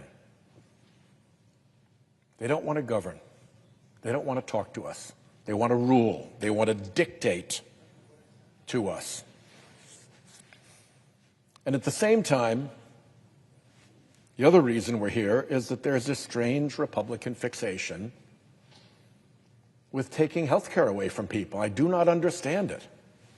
There are lots of Republican constituents who really depend on Medicaid, who really feel great that they're on Medicare, who really have their family budgets made possible by the credits from the Affordable Care Act. It's not like Democrats get the benefit of this. Everybody gets the benefit of this. And yet, what have we been put through just in these months? $1 trillion in cuts to Medicaid. $1 trillion in cuts to Medicaid. Already, hospitals and nursing homes and doctors' practices are reeling at what those cuts mean for their financial viability. Medicare, $500 billion in cuts, hidden in the bill in a tricky way so that the cuts come through sequestration and nobody has to own them. They can do a Pontius Pilate hand wash of the cuts. Well, no. We saw what you did. You own it. It's a $500 billion cut to Medicare. And why you would want to do that, I cannot imagine, but that's what you did. And now we have these cuts to people receiving help, paying for their health care under the Affordable Care Act. It's going to be about 40,000 Rhode Islanders. These aren't people who have loads of money. Their premiums are going to, on average, double or better. I mentioned a retired mental health counselor yesterday. She's going to have $477 in added expense every single month because of this. And it all starts now. It all starts happening now. So when we're told, why are we forcing the issue now? It's because now is when the issue is upon us. When we're told, why don't we negotiate later? My question is, why aren't we negotiating now? Why would we believe when we're told that you'll negotiate later on this when you won't negotiate now on this? Now when you need our votes, you won't negotiate on something that you say you'll negotiate later? Why does that make any sense? Why is that even remotely credible? The harm starts now. The negotiations should start now. And frankly, what Democrats are asking for is something you ought to be doing anyway, just to help your own constituents. This shouldn't be hard at all.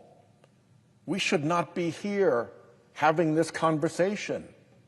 This should have been resolved already, except that the Republican majority wants to rule, not govern, and they have this strange fixation with taking away health care, even from their own constituents. Over and over again, we've seen it.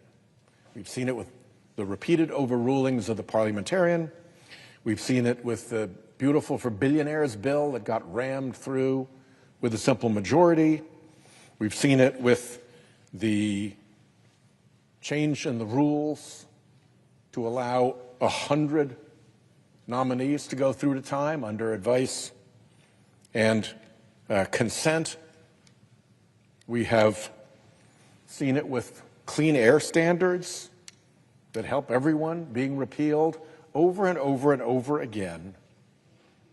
The Republicans take the path that allows them to rule, not to govern, that allows them to ignore the minority party even when they need our votes, even when what we're asking for is in their constituents' interests, even when what we're asking for is something that their constituents want. Even then, we're up against this blockade. So I hope that Republicans come to their senses. I hope that the president realizes what he is doing and that we can put an end to this shutdown as quickly as possible. But let me make this absolutely clear. This is a shutdown that lands entirely at the feet of the Republican Party that controls the Senate, that controls the House, that controls the presidency, that won't negotiate with Democrats even when it needs our votes, and that has an unhealthy fixation with taking away health care from their fellow Americans. I yield the floor. Madam President. The senator from Delaware is recognized. Madam President, I'm asking why we're here. Why we're here on the floor of the Senate as the hours tick down to the end of the federal fiscal year and the shutdown of the federal government. I've served here 15 years. I've seen my share of shutdowns, and I know how much they hurt. How much they hurt the men and women of our military, federal law enforcement, folks who serve and protect our country at home and abroad. And they should not have to wonder when or if they'll get paid. A shutdown isn't good for our reputation abroad and our cohesion at home. I have always worked to find some path, some deal, some way to keep the government open. And I've talked to a dozen colleagues in recent days about this fight and about tonight. This is about health care. This is about my party saying enough is enough. We know that if you have health care, everything else can work itself out. And if you don't have your health, almost nothing else matters. President Trump ran on making America healthy again, on reducing prices, on making life easier for the working people of our country and their families. And instead, what we've seen is decision after decision, action after action by President Trump and the Republicans in Congress that raises prices on health care, on insurance, on drugs, on medications, whether it's the tariffs being imposed on prescription medications or the decision to end subsidies that keep health insurance affordable, or it's laying off thousands of researchers working to help cure pediatric cancer or address ALS or do research into HIV/AIDS, decision after decision that moves us in the wrong direction, that makes us sicker, poorer, and more divided.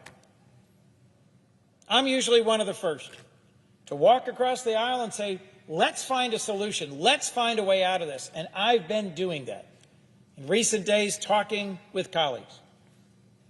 But I can't see a way forward if we can't change direction and together say to the people we serve, we want to help with your health care. We want to stop the cuts to NIH and CDC. We want to reduce the increases in health insurance costs. We want to help you and your family. In my home state of Delaware, emergency room wait times are too long.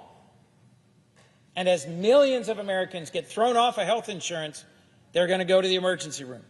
And those wait times will get longer and longer for all of us.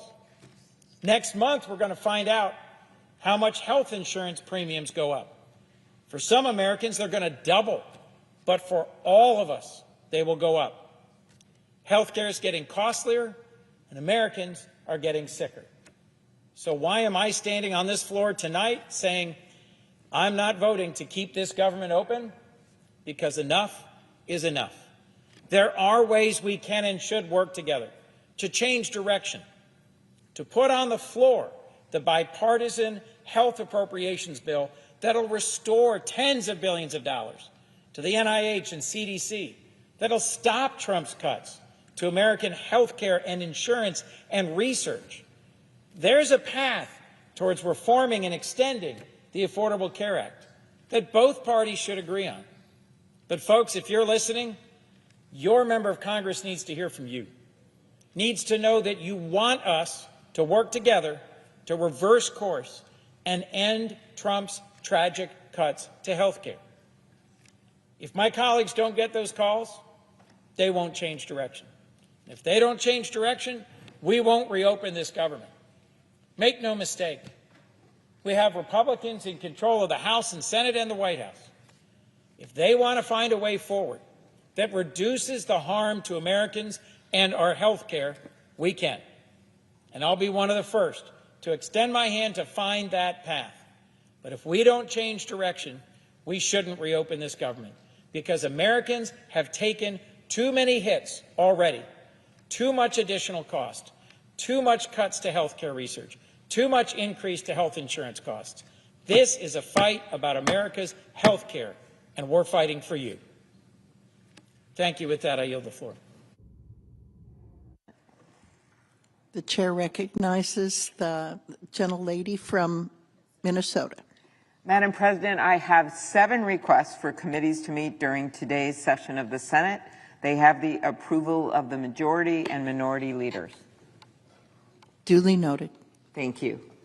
Madam President, as my colleague from Delaware just noted, we are here today because Republicans have created a health care crisis for millions of Americans. And like the senator from Delaware, I am someone that works across the aisle all the time. I have one of the best records for bipartisan bills, and I think that's an important part of our governing, and that is to find common ground.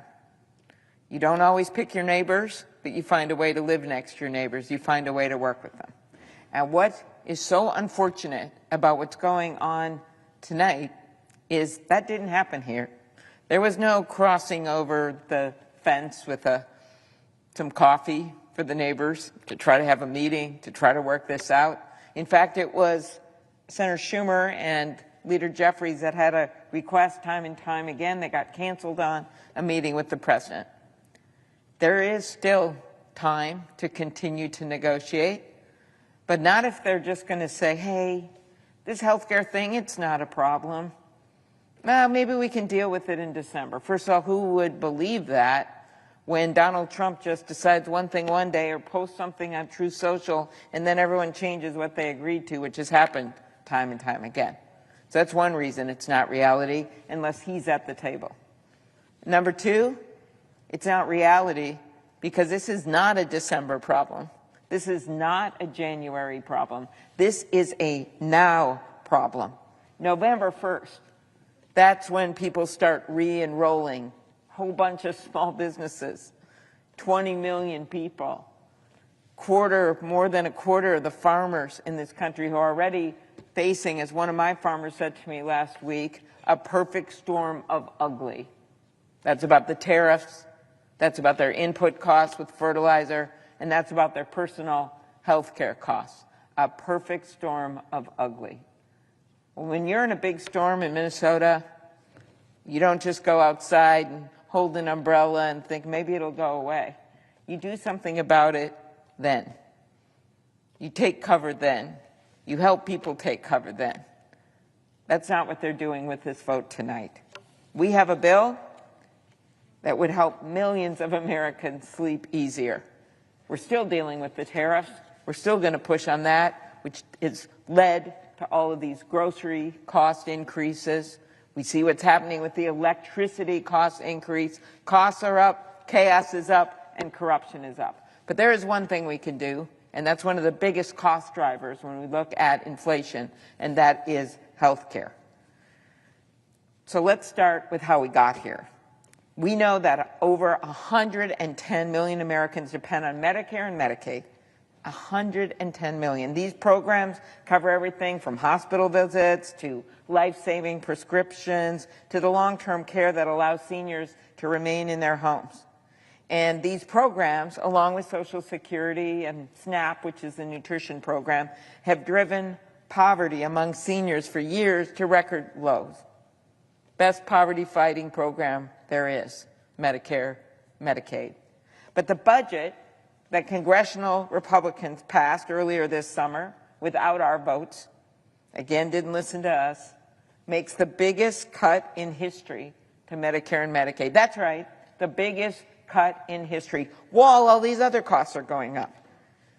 Their budget cut Medicaid by over $1 trillion and will trigger more than $500 billion in Medicare cuts. How does that happen? Because they didn't put, well, the debt is so high from that bill because of the $1 trillion in tax cuts to the wealthiest Americans and the $1 trillion in tax cuts and giveaways for corporations, that it actually automatically triggered $500 billion in Medicare cuts on hospitals. So when we go, as we did, our members on the Democratic side last week, and met with people in hospitals and patients and doctors and nurses, we heard about that. We heard about the 15 million Americans that are going to get shoved off their health care. But the one thing they could have done, and they voted against it once, but we know behind closed doors they're very interested in doing something about this, it is the tax credits to help people afford their health insurance. Without these tax credits, more than 20 million Americans will see their premiums skyrocket. Kaiser study just today came out. Double the premiums. Double the premiums. That's why one of my hospitals told me, look, of course Medicaid hits us hard. Of course Medicare does. But so many of our patients and the people who visit our clinic are on MNsure, that's the Affordable Care Act plan in my state, that if this happens, a whole bunch of them won't be able to afford it. Then they're going to show up in our emergency rooms. They're going to show up without insurance. They're not going to get the surgeries that they need, and they're not going to do their doctor's visits. That's why you've seen some Republicans, some overtly saying, we've got to do something about this. They shouldn't be talking about off-ramps. They should be talking about how to get their constituents off a cliff. Earlier this year, we marked the 60th anniversary of Medicare and Medicaid. As we look back at this monumental achievement, we should be strengthening health care in this country, not undermining it. We made progress, right? Capping out-of-pocket costs, passing my bill to allow Medicare to finally negotiate for better prices, making health care more affordable. But we should be building on that progress because the status quo is not okay for people right now. We should be building on that progress by making improvements to these programs, not making them harder. So we are calling on our Republican colleagues to pass our bill. And if they can bring themselves to do that, or at least to sit in a room and negotiate and actually get this done, the president prides himself in the art of the deal, well, show us the deal. Don't say you don't need our votes, because you just found out tonight that you do.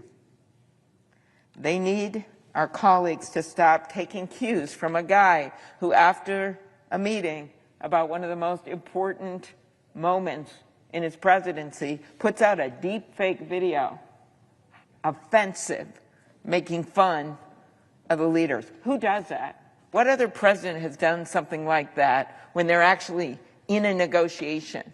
This isn't political theater. These are real people, like the woman at Senator Shaheen's spotlight hearing today, who was from Maine, and she is going to talk to her doctor, literally met with her doctor to say, okay, I can't afford these increases, so how do I manage to ration my medication for MS? And the doctor said, it doesn't work like that. The pressure will build in your brain.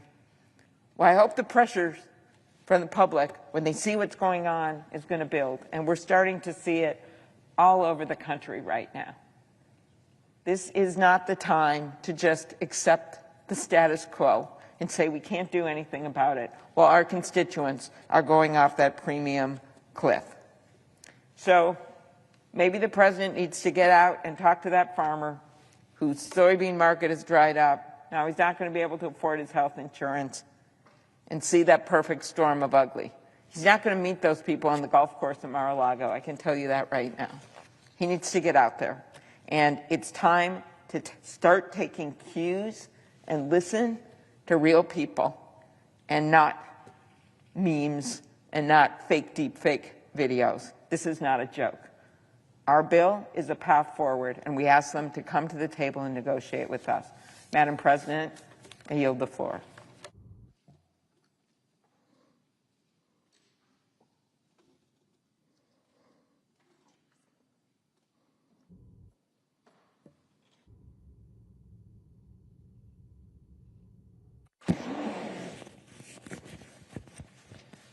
Madam President. The senator from New Jersey is recognized. Madam President, I rise today because I literally just about 2 minutes ago finished a telephone town hall with over 5,000 people back home in New Jersey that joined up to try to figure out what in the world is happening to our government right now when they see just this abdication of leadership from the White House to leadership here in Congress to step up right now at a time of need. Thousands of people from across New Jersey that had called in worried about how this shutdown is going to affect their lives, how the health care costs that they are going to be experiencing are going to reshape their ability to be able to deliver care for those that need care the most. The simple story is they're scared. The people I talked to, they were nervous about what comes next. And frankly, they're pissed off about this. They know that this is not how a government should function. They know that, yes, we need to be able to step up and have negotiations, but how can you have negotiations when one chamber of this Congress isn't even showing up to work this week? That's right. When I told them about how Speaker Johnson didn't even bring the House of Representatives to work this week, even though they were supposed to, they were furious. If we're going to ask public servants to show up to work tomorrow, if we're going to ask our military to show up to work tomorrow without getting paid, the least that our Republicans in the House of Representatives can do is show up to work here. We should be furious about this. It's an abdication of leadership. It is a dereliction of duty. It is one of the most shameful things that I've seen in terms of just giving up on something that is so important, is going to have so much impact on so many people across this country. What I heard is they want us to be the adults in the room, to sit together, to be able to have the kind of dialogue. But instead, what we see is just this posturing and back and forth from Donald Trump, from leadership on the Republican side that hold the gavels here. And yes, the Republicans control the White House, they control the Senate, they control the House of Representatives, and the American people know that, and they know who is at fault for where we stand right now, that we are all about 3 hours away from a government shutdown. And this is something that I take personally. As someone who worked as a career civil servant before, I told my constituents today how I worked as a civil servant. I worked through multiple shutdowns before. Of course, I don't want to see us get to this place, and this should be an absolute last resort. But again, when they're not even bothering to show up to work, we know where their priorities land, that they have been moving towards this and barreling our country towards this for a long time now. So my constituents have every bit a right to be feeling pissed off about this. Because after we were already going through this in March, they see government once again not working for them. And they're right. Where have the attempts been over the past few months to work together to avoid this scenario? And again, it's not just about process. I don't want people to think that this is just some tug of war, that this is just some battle for political power, that this is just some challenge between political parties for who has the momentum on their side. There's real struggle. And I heard that on this town hall. We had people like Letitia from Camden who said that with the prices so high, quote, every choice feels like a sacrifice and the stress is constant. It's affecting how they're able to hold up and how they feel when they wake up every morning, what keeps them up at night. Still, she remains determined to advocate for families like hers who deserve stability, dignity, and hope. Or an urgent call from Barbara, who begged us not to back down from this fight. Laura from Brick, who called and urged Democrats not to back down from this fight, and being able to say how concerned she was for just regular citizens to be able to make things easier for everyone impacted. She was asking, how can she help? She's asking, how can she help those that are struggling for the shutdown? She frankly wants to do more than what Speaker Johnson is doing on the other side of this building. Or people like Mick from Toms River, who although was trying to be an informed citizen and learn what was going on, was having trouble figuring out fact from fiction regarding this budget because it's just the sheer amount of disinformation and lies that we see out there in political rhetoric. Lies that are blatantly trying to smear and make it difficult for the American people to understand what's at stake. So yes, when we hear the Speaker of the House talking about how this funding, that this is Democrats that are trying to cut resources from FEMA or make it harder for people to get care through the WIC program for women, infants, and children. Well, look, it's just deception. Because what we already know is that that reconciliation bill that was passed, this is something that is estimated to potentially affect 3 million people, preventing them from getting care through the WIC program already. 3 million out of 8 million that get care now. So who is it that's actually hurting people's ability to get those services? And FEMA? Are you kidding me? I literally heard it out of the mouth of the President and the Homeland Security Secretary that they want to abolish FEMA. And here we are hearing it from the Speaker, making it seem like the blame is over here. These are things that, these are issues that people understand, like Jody from Manchester, who is concerned that with all the rising prices, that she will have to choose between being able to afford food or medicine, because costs are simply too high for her to be able to afford both. No one in this country, the richest, most powerful country in the world, should ever have to make that kind of trade-off. Yet we see right now, we're on the cusp of it, not just 3 hours away from a shutdown, but over the course of tomorrow and the coming days, Americans all over this country will be getting their new bills when it comes to health care.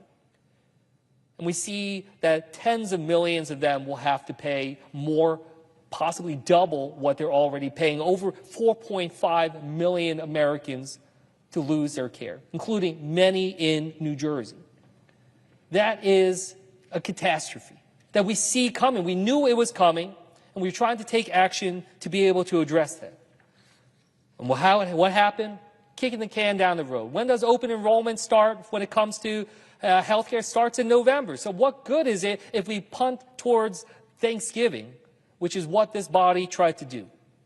They need solutions now. They need answers now. And they're not getting it, and they're certainly not seeing anything that resembles leadership in this country right now.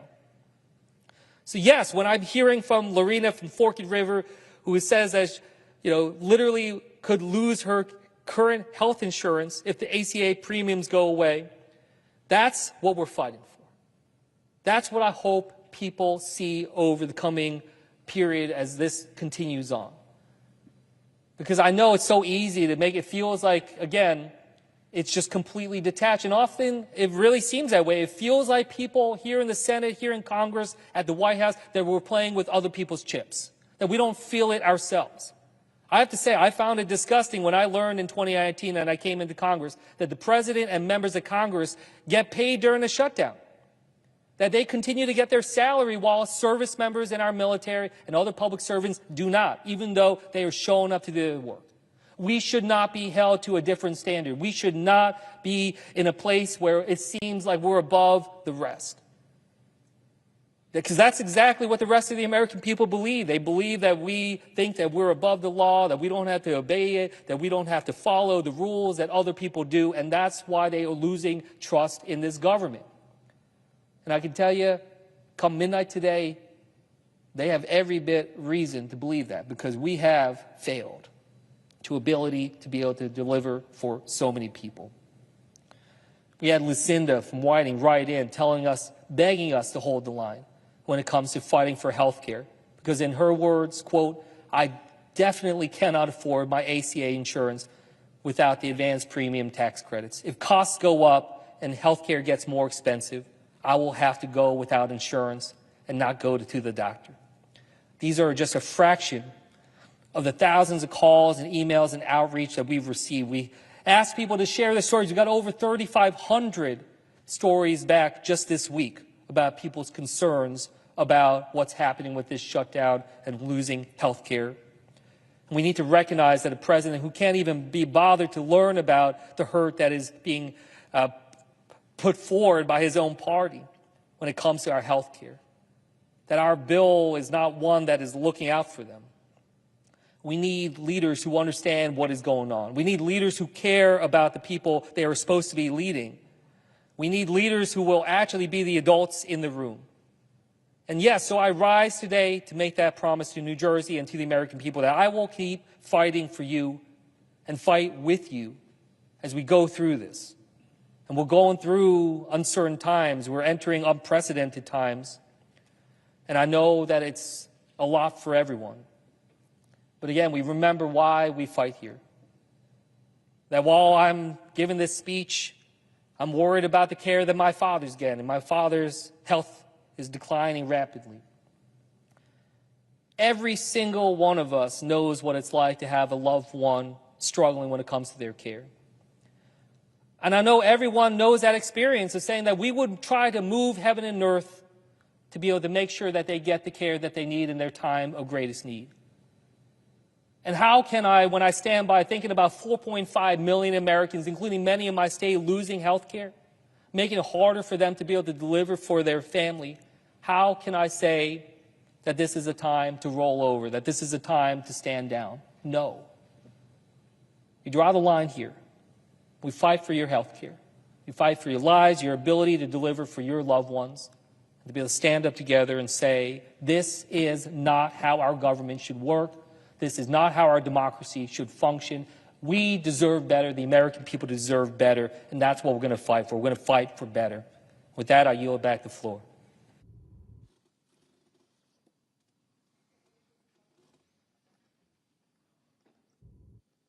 The Senate stands adjourned until 10 a.m. tomorrow.